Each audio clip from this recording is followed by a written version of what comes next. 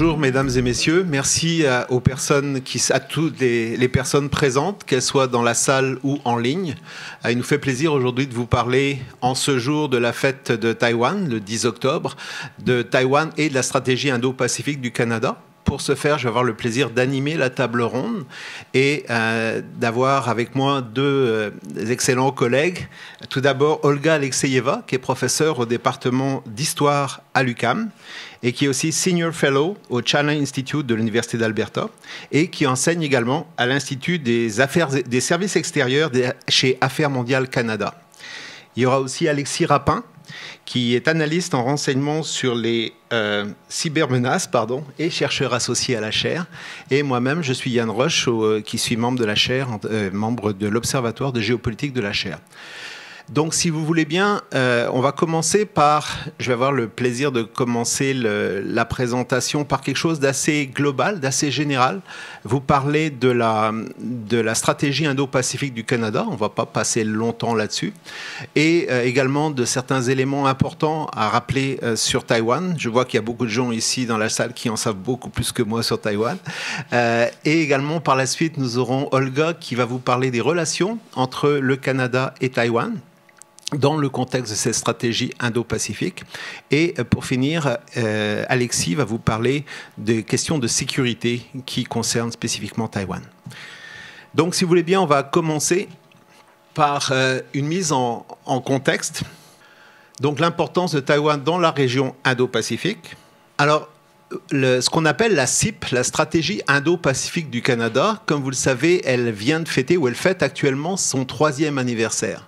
C'est un peu l'heure d'un premier bilan. Normalement, c'est un programme qui s'étend sur 5 ans avec des financements fédéraux. Et l'idée est un petit peu déjà, au terme de ces 3 premières années, de faire un premier bilan. Les bilans ceux que je vais vous présenter sont beaucoup inspirés de ce que fait la Fondation Asie-Pacifique du Canada pour analyser les résultats de cette stratégie. Et notamment, parmi les éléments positifs de cette SIP, on a noté une amélioration de l'empreinte du Canada. Le fait qu'il y a un certain nombre de plateformes commerciales et financières qui ont été mises en place durant cette période-là. Également, une amélioration des implantations sectorielles au sein de la région. Et également une représentation régionale qui est accrue. Vous noterez que dans les exemples qui sont mentionnés, on ne fait pas forcément on fait beaucoup référence à certains pays de la région comme l'Indonésie, comme les Philippines, pas forcément Taïwan, et j'y reviendrai un peu plus tard. Ensuite, également, en termes d'engagement politique. L'engagement politique du Canada s'est accru dans cette période-là, dans les 3 dernières années, notamment avec des déplacements ministériels de la part du Premier ministre, mais également d'autres ministres, et également des voyages d'équipe Canada dans la région, que ce soit à Singapour, au Japon, et également un peu plus loin en Asie du Sud-Est. Encore une fois, c'est beaucoup l'Asie du Sud-Est qui va avoir été un peu le cœur des actions du Canada dans la région. En termes de diplomatie, vous le savez aussi, il y a eu un partenariat qui a été lancé à partir de septembre 2023 avec l'ASEAN, avec l'Association des Nations d'Asie du Sud-Est. Également, en matière de sécurité, on va y revenir dans nos présentations, il y a eu également une augmentation de la présence canadienne avec notamment l'opération Horizon qui fait en sorte qu'il y a des navires de guerre de la Marine royale canadienne qui sont envoyés en mission dans la région Indo-Pacifique et qui participent à des exercices dans la région. Faisant référence à un élément important de la stratégie qui n'est pas forcément celui auquel on pense en premier lieu, on pense beaucoup quand on parle de la stratégie Indo-Pacifique aux ensembles ou aux considérations économiques. Là, on parle de notions de sécurité et de stratégie. Alors, l'Indo-Pacifique, c'est assez important de revenir là-dessus sur ce que c'est la région. Vous savez, nous, au Canada, on a tendance depuis longtemps à beaucoup se concentrer sur la notion d'Asie-Pacifique. Ça a longtemps été le terme qu'on employait le plus. Et si on parle d'Indo-Pacifique, on parle des 2 grands océans, Indien et Pacifique, et c'est une extension de cette notion-là qui va inclure la Chine, bien sûr, mais aussi l'Inde. Et on peut voir que ce sont les 2 grands ensembles politique, économique, stratégique de cette zone-là qui nous concerne. Et si vous regardez bien la carte, ce qui est assez intéressant sur cette carte-là, c'est de voir où se situe le Canada. Le Canada semble hors de la carte et c'est un élément avec lequel le gouvernement a souvent tendance à devoir un petit peu dealer, si vous me passez l'expression, parce que on a eu du mal à se faire reconnaître comme un pays pacifique, comme un pays du Pacifique. Il y a plusieurs stratégies lancées par d'autres acteurs dans la région qui ne nous considèrent pas comme un pays qui est concerné par les considérations indo-pacifiques, ce qui est le cas. On est un pays indo-pacifique. Mais vous voyez, cette carte-là explique un petit peu pourquoi certains pays de la région ne considèrent pas ça comme une réalité pour eux. Alors, dans la région, et surtout avec ce qui se passe depuis quelques mois, on cherche un peu nos alliés. Pas seulement dans la région, mais dans le monde entier. Et beaucoup d'observateurs ont eu souvent tendance à penser que la stratégie indo-pacifique était d'abord axée sur la question de la Chine. La Chine elle-même a tendance à considérer que lorsqu'on parle des stratégies indo-pacifiques, d'ailleurs ils détestent le terme indo-pacifique, ils ne veulent pas l'utiliser, mais que ça fait référence à une stratégie qui a comme objectif de cibler et de se concentrer sur la Chine. En même temps, alors c'est pas tout à fait faux, on sait que Mélanie Joly avait parlé de la Chine comme une puissance perturbatrice au lancement de la stratégie, ce qui n'était pas extraordinairement diplomatique. En même temps, elle fait partie des grands ensembles et des grandes puissances de la région, qui est incontournable évidemment. Il y a aussi l'Inde, vous savez qu'on a d'excellentes relations avec l'Inde, là je suis sarcastique, mais on a tendance à ce moment-là à rechercher beaucoup les pays de la région. Quand le Canada lance ces mesures ou ces démarches de connexion avec les autres pays, les alliés potentiels, ceux qui ont des valeurs communes. On utilise beaucoup l'expression anglaise de like-minded countries et ça fait référence beaucoup à des pays comme notamment le Japon, la Corée du Sud et Taïwan, qui sont parmi les 3 grands pays auxquels on peut faire référence en termes de valeurs communes, notamment de démocratie. On a beaucoup parlé de l'Association des Nations d'Asie du Sud-Est.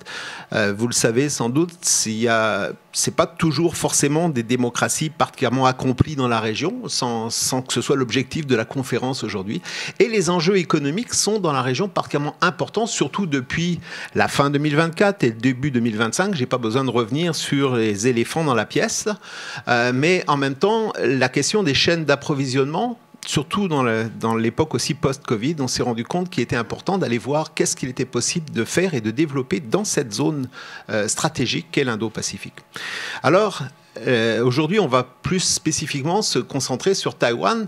Il y a beaucoup de choses à dire sur Taïwan. Une des principales choses, c'est que 23 millions d'habitants, ce qui est quand même 2/3 de la population canadienne, mais une nation qui est totalement incontournable à bien des niveaux, notamment du point de vue économique et stratégique, et je vais y revenir, notamment par rapport à un point, c'est que Taïwan se situe à proximité de la Chine, mais également, et c'est l'importance de cette diapo que vous pouvez voir ici, vous avez sans doute entendu parler en termes stratégiques de la première chaîne d'îles.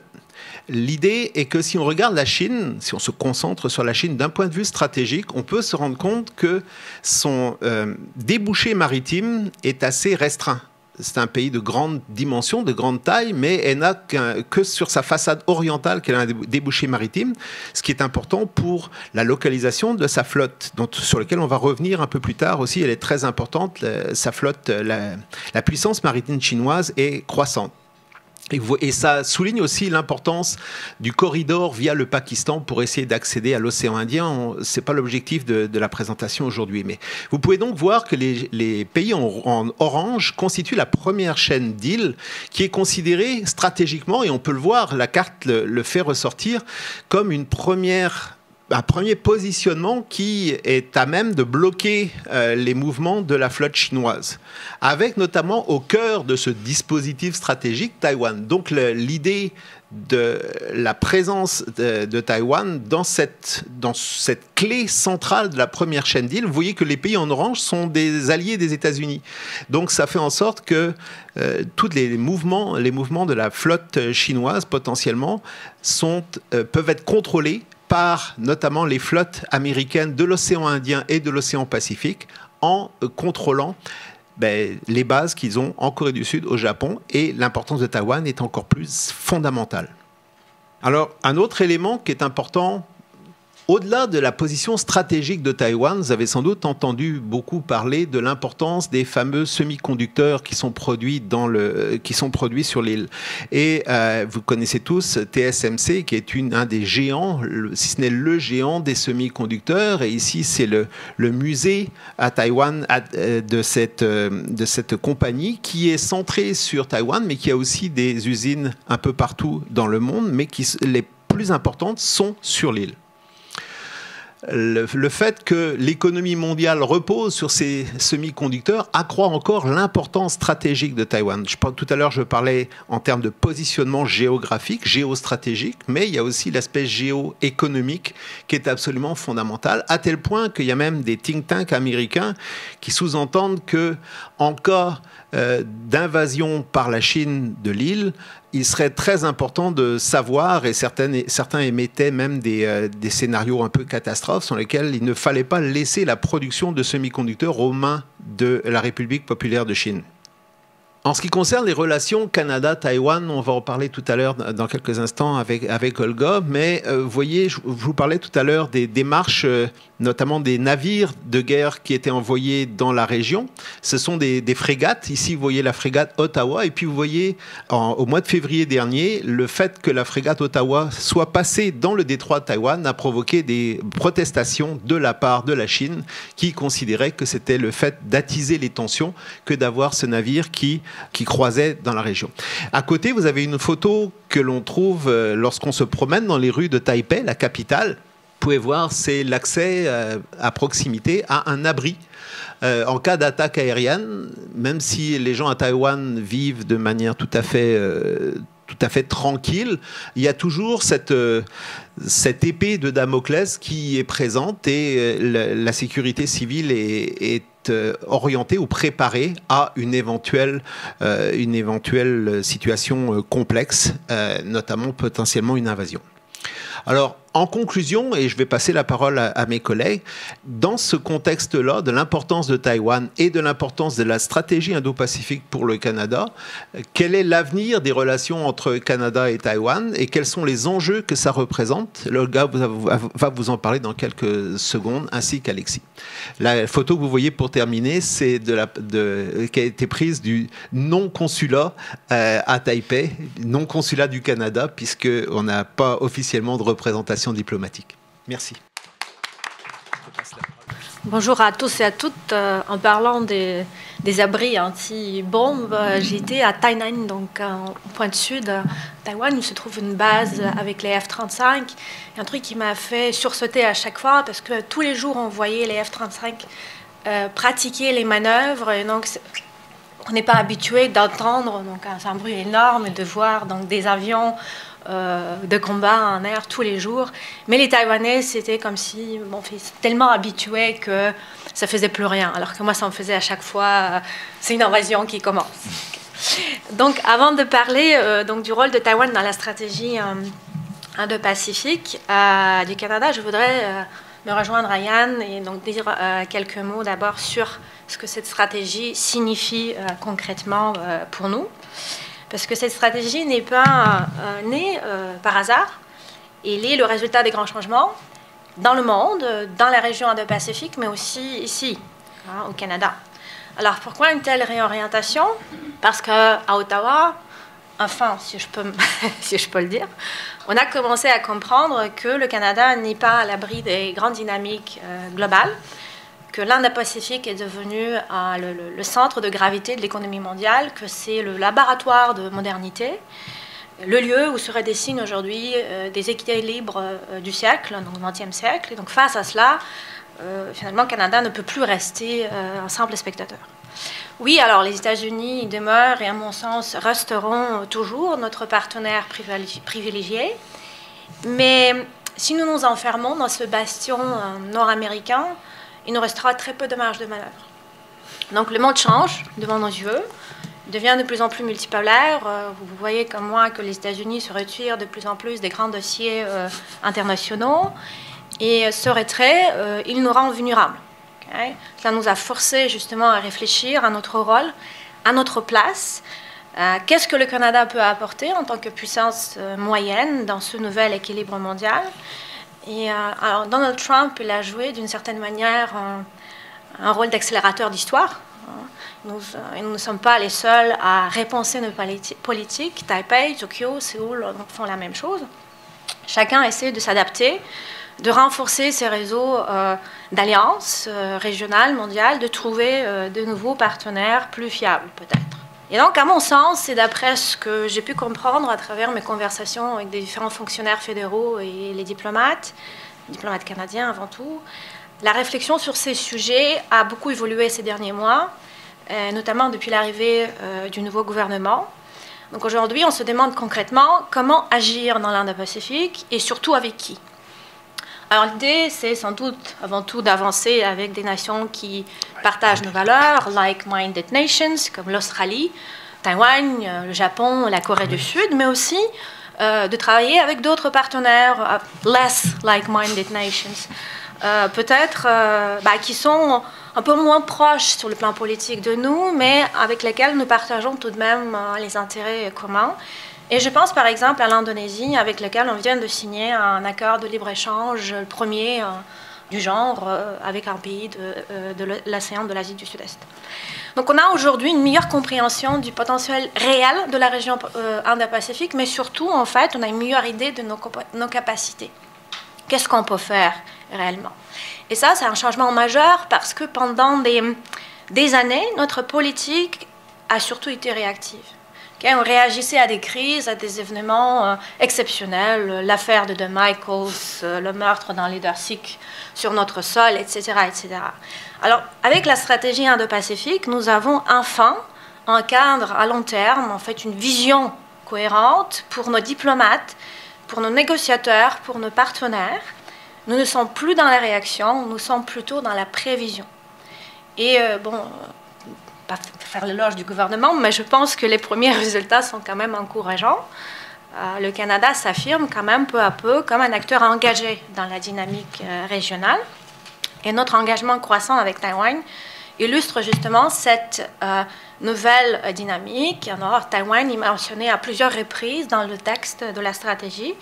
Cela s'inscrit dans le plan de diversification du Canada, alors diversification de nos échanges commerciaux, mais aussi de nos partenariats scientifiques et technologiques. C'est très important.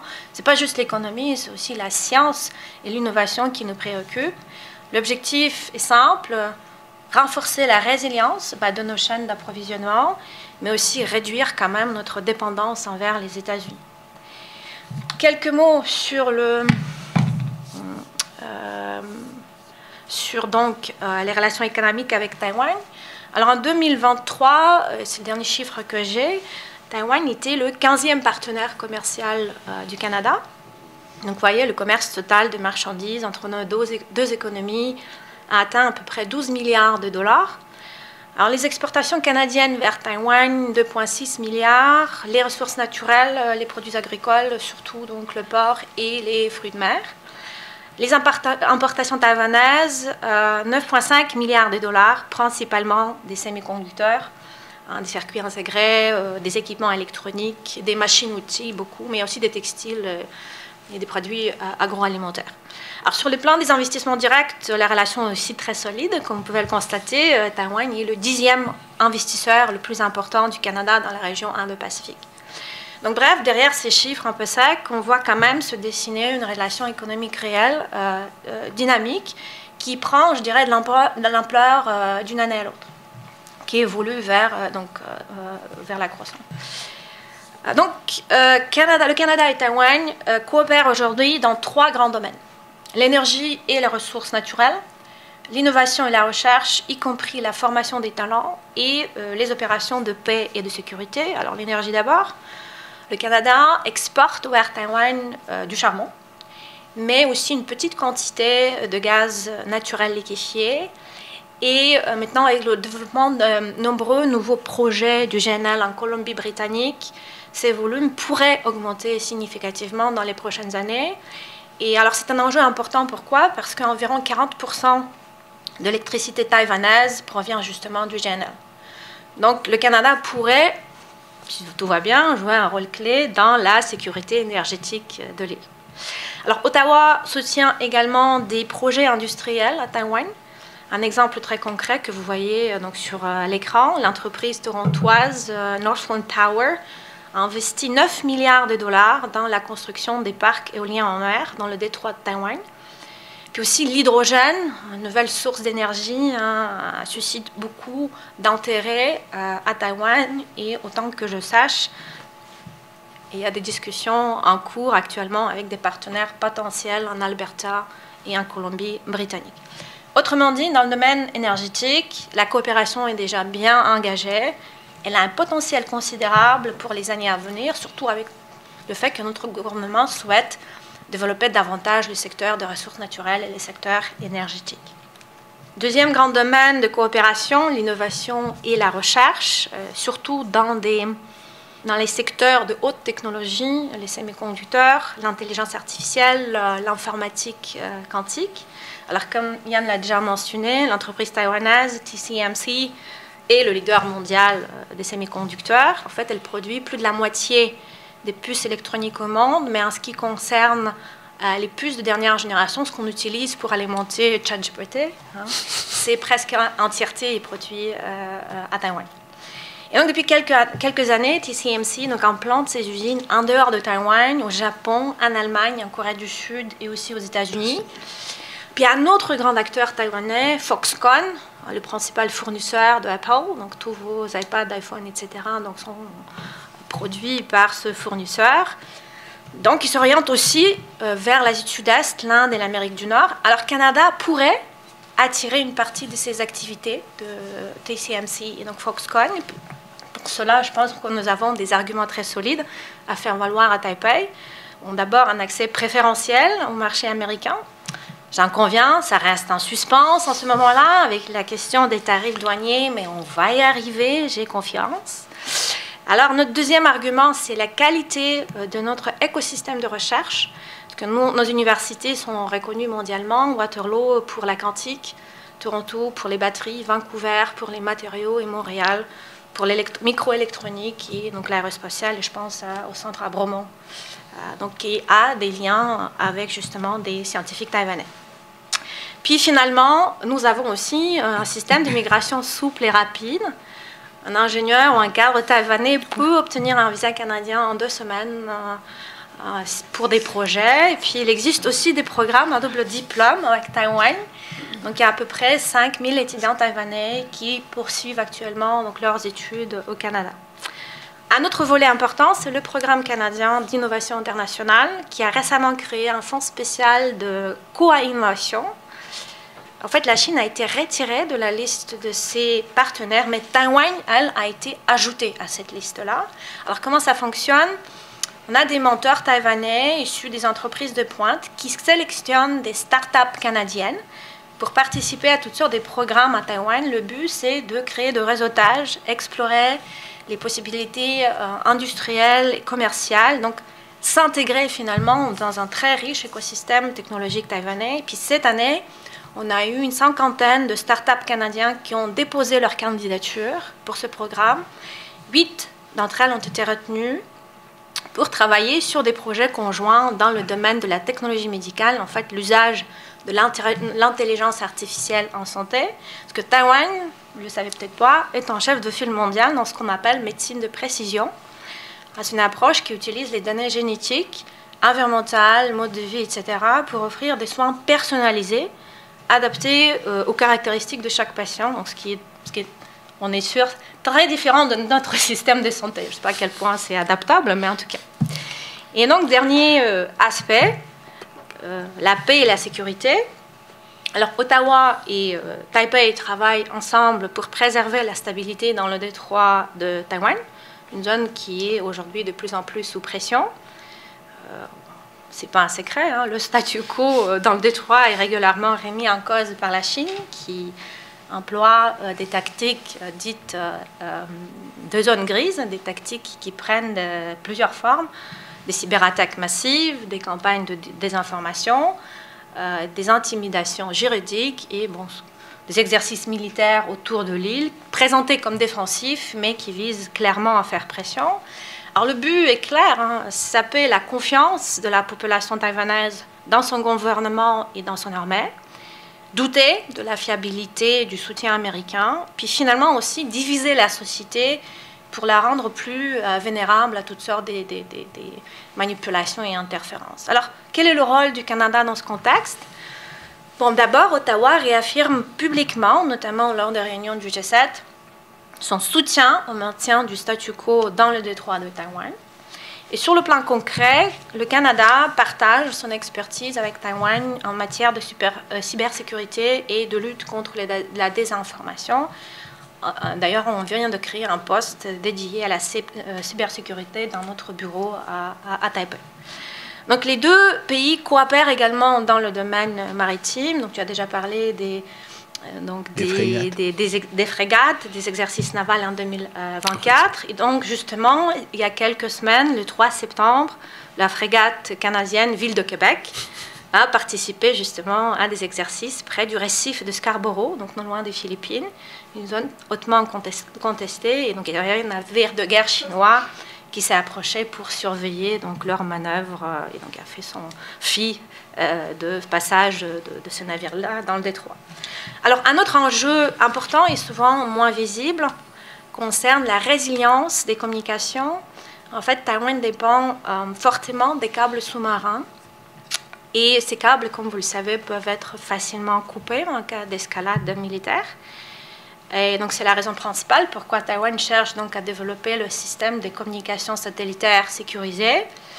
Pendant un temps, on considérait le réseau Starlink, mais il s'est révélé peu fiable pour des raisons. Bon, il y a des composantes chinoises et il y a aussi la position d'Elon Musk qui est clairement pro-chinois.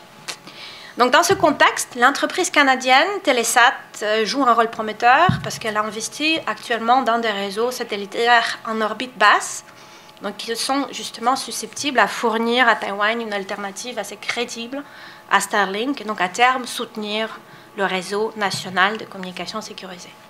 Et donc là, je pense que moi, j'ai aussi pris une photo dans notre bureau, bureau du Canada à Taipei. Vous avez de loin, j'ai pensé que c'est Stephen Harper en arrivant, parce qu'il me semble qu'il a joué un rôle dans une série Murdoch Mysteries, quelque chose comme ça. Il était justement habillé en Mountie. Donc, en guise de conclusion, pour aussi ouvrir la discussion, quel est l'avenir pour la relation entre le Canada et Taïwan? Bon, les deux partagent, à mon sens, des intérêts communs, mais aussi des vulnérabilités similaires.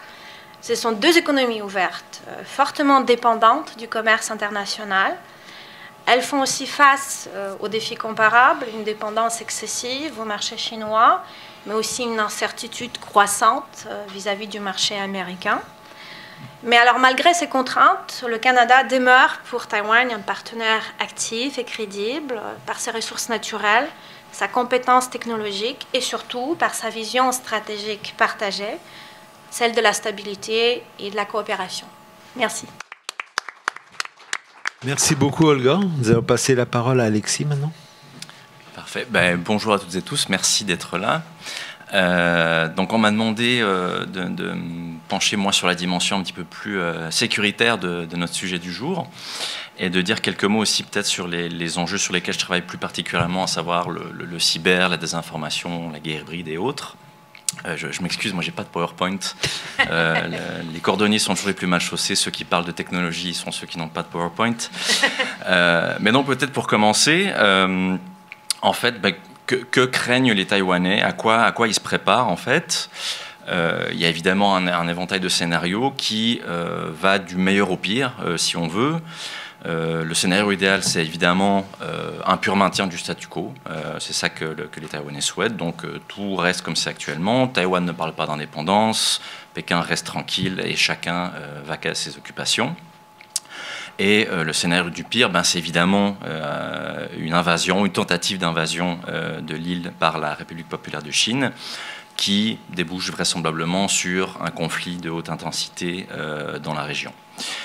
Et ce n'est pas le scénario qu'il juge le plus probable, mais il l'estime probable malgré tout. Et de fait, il y a différents éléments en fait, qui concourent à démontrer que ce n'est pas un synopsis de science-fiction. Le premier et plus évident, c'est que la République populaire de Chine elle-même en parle ouvertement. En fait, Xi a demandé à l'APL d'être prête à compter de 2027 à le faire.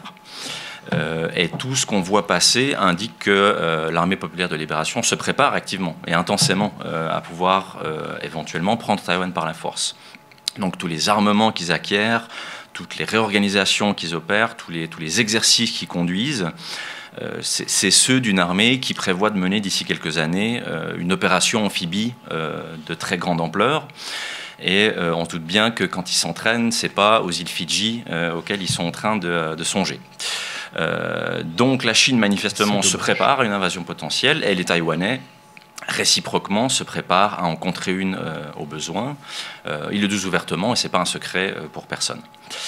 Ceci étant, comme je le disais, ce n'est pas forcément le scénario qu'ils estiment le plus probable. Et entre ces deux extrêmes, en fait, tout blanc, tout noir, il y a tout un éventail de scénarios plus gris, si on veut, que la Chine peut envisager.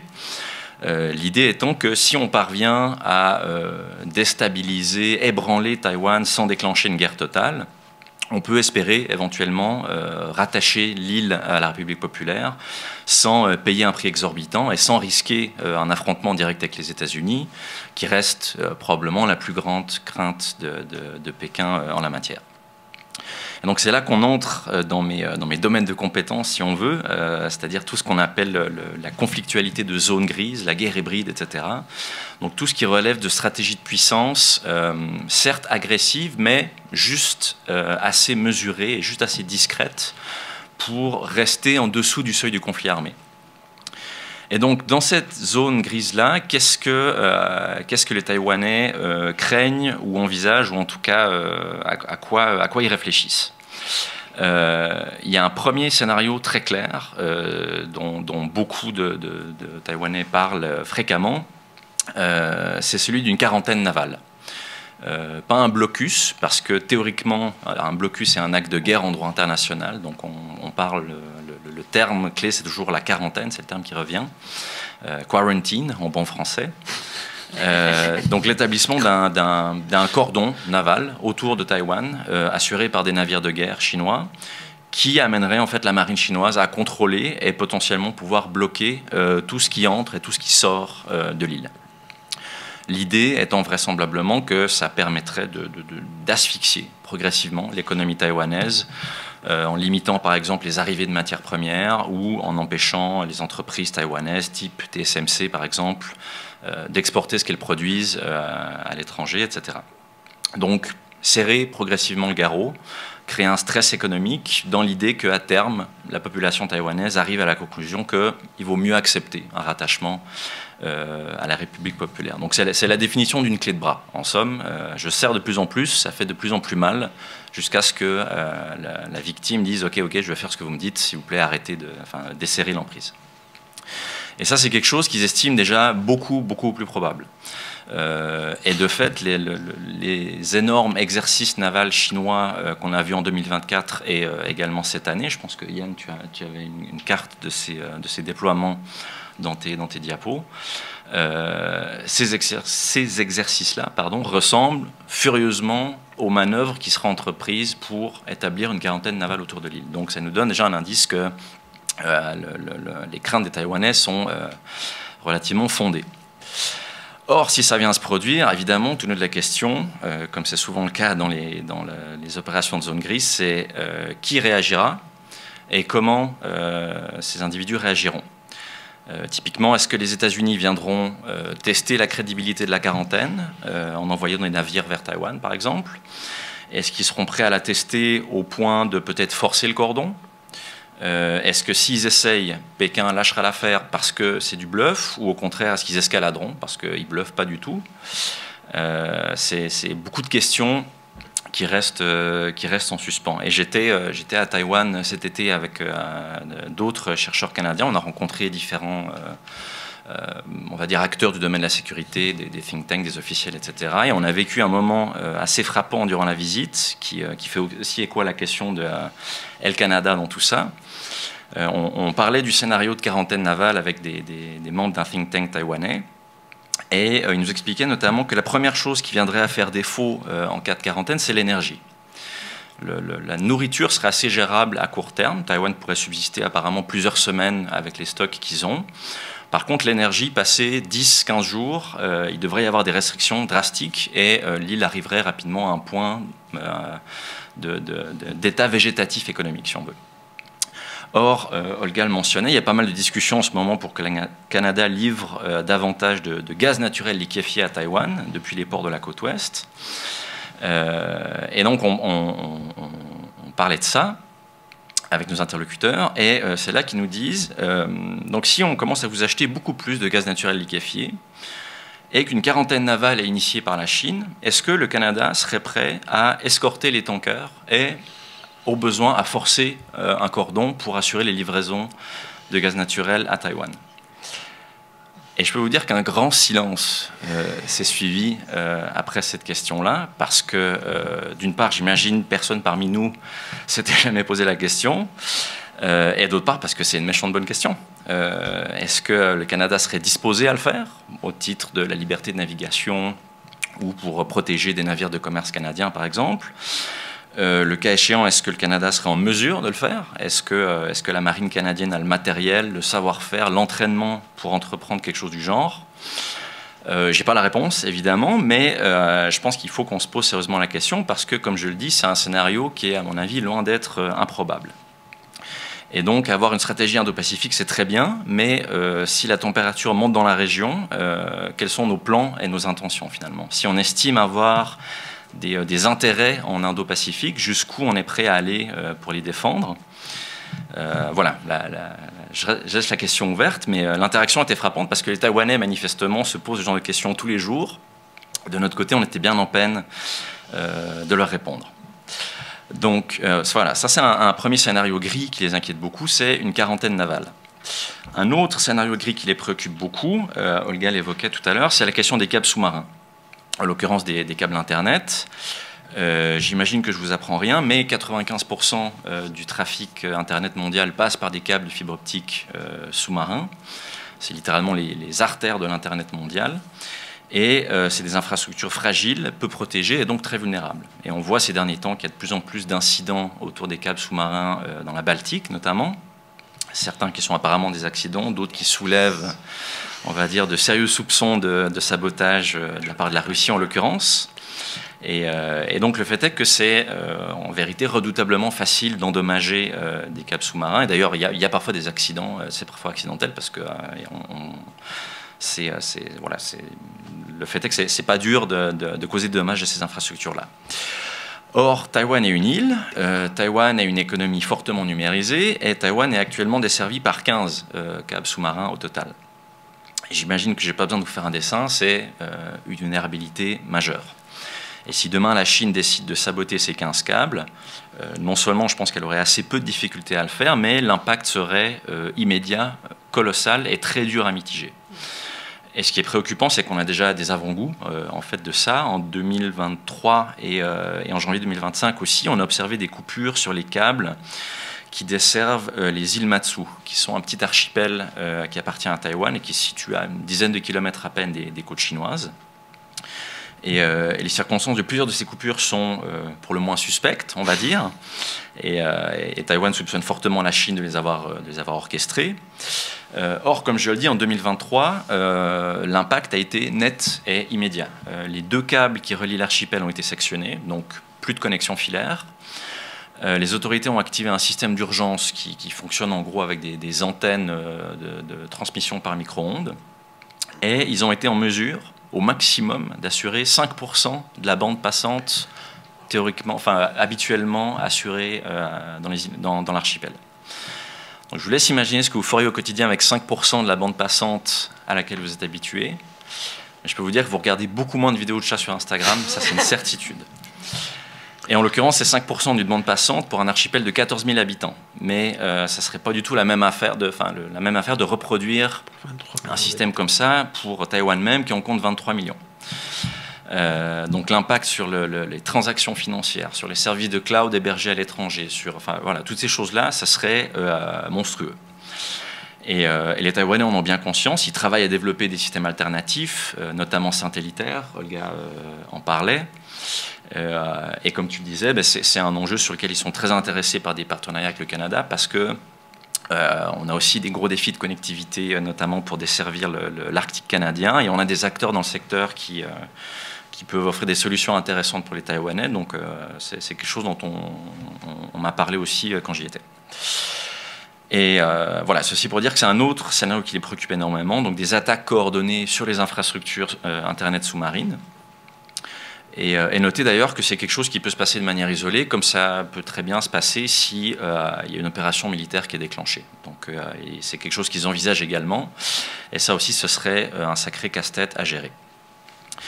Enfin, un troisième scénario gris qui les inquiète et qui, à différents égards, se manifeste déjà en fait, sur une base régulière, c'est évidemment tout ce qui touche aux cyberattaques, à la désinformation, etc. Je peux en attester moi-même parce que i7, l'entreprise avec laquelle je collabore, dessert pas mal de clients taïwanais et on voit chaque semaine ou presque des cyberattaques provenant de Chine viser des organisations taïwanaises. Que ce soit des entités gouvernementales, des fleurons industriels, des entreprises du secteur de la défense, des think tanks et autres. Et la très grande majorité de ces attaques relèvent de cyberespionnage, mais on constate qu'il y a potentiellement des logiques plus larges en fait, derrière ces opérations et derrière ces campagnes.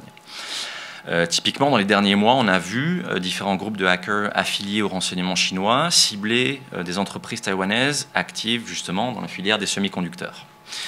Et on n'est pas les seuls d'ailleurs, il y a d'autres firmes de cybersécurité qui ont observé la même chose et qui ont publié là-dessus. Et donc on disait, Taïwan est l'épicentre mondial de la production de semi-conducteurs, 60% de la production globale se fait là, et pour ce qui est des puces vraiment sophistiquées, les plus critiques, Taïwan c'est 90% de la production mondiale. Or, c'est quelque chose qui a une importance en fait, stratégique cruciale pour Taïwan, dans la mesure où justement leur position est tellement critique pour les chaînes d'approvisionnement, pour les chaînes de valeur mondiales, que si le pays venait à être attaqué, toute l'économie internationale serait bouleversée, de facto. Il y a des puces partout, Taïwan fabrique la majorité d'entre elles, donc si une quarantaine navale est mise en place, par exemple, ou si une guerre vient ravager l'île, énormément de chaînes d'approvisionnement, probablement presque à peu près toutes les chaînes d'approvisionnement seront perturbées, voire dans certains cas paralysées. Et ça, évidemment, ça représente un petit peu une assurance vie pour Taïwan, parce que ça crée d'une part une forte incitation pour les États-Unis à assurer leur sécurité, et d'autre part, ça exerce aussi un peu une forme de dissuasion sur la Chine elle-même, parce que leur économie aussi souffrira directement si un conflit éclate. Et ça, c'est un concept que les Taïwanais appellent le Silicon Shield, le bouclier de silicone. Donc l'idée que l'importance critique de l'industrie des semi-conducteurs taïwanaises participe à une forme de dissuasion envers la Chine. Or, justement, les cyberattaques dont je parlais, on présume que, en fait, elles relèvent des cyberespionnages industriels.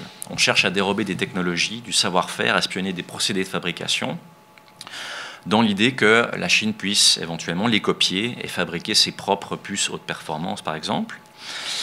Et si à terme elle y parvient, elle pourrait non seulement diminuer l'impact d'un éventuel conflit sur sa propre économie, mais elle pourrait peut-être même graduellement envisager de se substituer à Taïwan sur le marché global. Donc devenir une source d'approvisionnement alternative pour tout un ensemble de pays, et donc dans la foulée, en fait, amoindrir la dynamique de dissuasion qui est présentement impliqué par le concept du Silicon Shield. Et évidemment, si ça doit se faire, ce sera l'affaire de plusieurs années, peut-être d'une décennie, pas sûr même qu'ils y arrivent jamais, mais toujours est-il que ça crée des options. Ça élargit en fait l'éventail des stratégies que Pékin peut envisager. Donc on fera peut-être une quarantaine navale, mais sinon, ou si on ne peut pas le faire dans l'immédiat, on a d'autres plans en parallèle avec le cyberespionnage, les semi-conducteurs, etc. Donc on voit que derrière le cyber, il y a bien d'autres choses aussi. Chaque cyberattaque prise isolément n'est pas spectaculaire ou gravissime, mais considérée de manière agrégée et projetée sur le long terme, ça peut induire un effet stratégique majeur qui viendrait fragiliser considérablement la position de Taïwan. Donc c'est un archétype de la logique de zone grise. C'est des petits coups d'épingle discrets qui demeurent bien en dessous du seuil du conflit ouvert, mais qui à terme peuvent produire des résultats majeurs. Bref, je m'arrête là pour le moment. C'est pas l'ensemble des scénarios qui les préoccupent, mais ça vous donne déjà un petit aperçu du tableau d'ensemble. Donc les scénarios extrêmes, moins extrêmes, les scénarios probables, moins probables, très gris ou moins gris. Pour le reste, je laisserai peut-être les gens soulever ce qui les interpelle durant la période de questions. Ça me fera évidemment plaisir d'élaborer là-dessus. Et sinon, merci beaucoup. Merci beaucoup Alexis, mais en tout cas merci beaucoup d'être venu, c'est très gentil d'être venu un vendredi après-midi et merci aussi aux personnes qui étaient en ligne et puis je vous souhaite une bonne fin de semaine de l'Action de Grâce.